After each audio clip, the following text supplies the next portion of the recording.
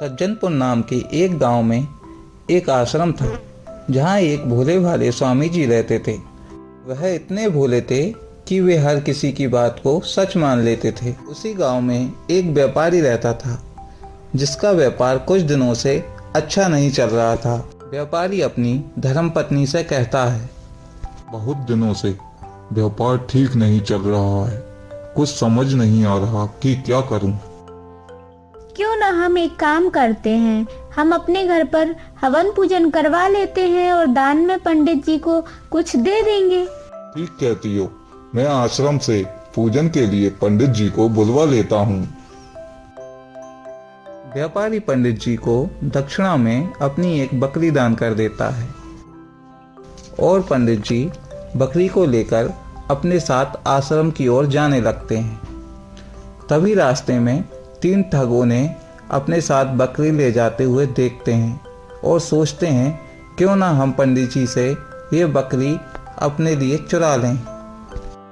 वो तीनों ठग उनसे उस बकरी को छीनने की प्लानिंग बनाने लगते हैं। अगर हम पंडित जी को मारकर बकरी ले लें तो कैसा रहेगा? अरे नहीं नहीं, यह तो पाप है, कोई और तरकीब हो तो बताओ। मेरे पास एक रास्ता है।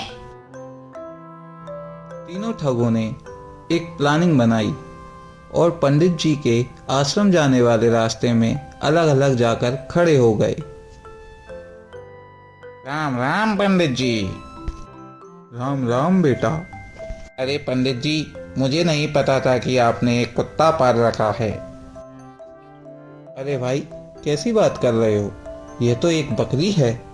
हा, अगर आपको लगता है ये एक बकरी है तो मैं भी बकरी कह देता हूँ। यह सुनकर पंडित जी को गुस्सा आ जाता है और वह आगे चलने लगते हैं। थोड़ी देर चलने के बाद उन्हें दूसरा ठग मिलता है। अरे पंडित जी, आप ये बछड़े को लेकर कहाँ जा रहे हैं? यह तो दिखने में बहुत सुंदर है।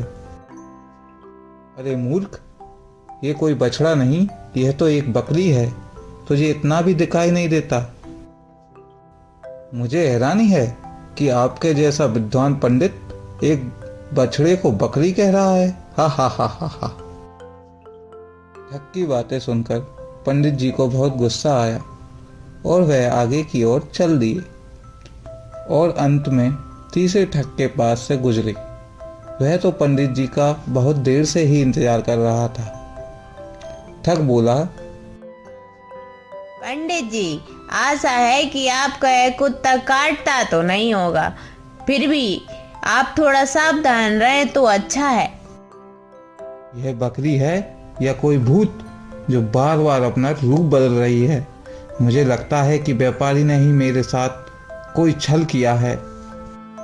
मुझे लगता है कि इस बकरी को यहीं पर छोड़कर जाना ही उचित होगा। उन तीनों ठगों की बातों से भयभीत होकर पंडित जी बकरी को छोड़कर अपने आश्रम की ओर चले जाते हैं और तीनों ठग अपनी योजना में सफल हो जाते हैं। इसलिए कहते हैं, कभी भी किसी की बातों पर भरोसा नहीं करना चाहिए।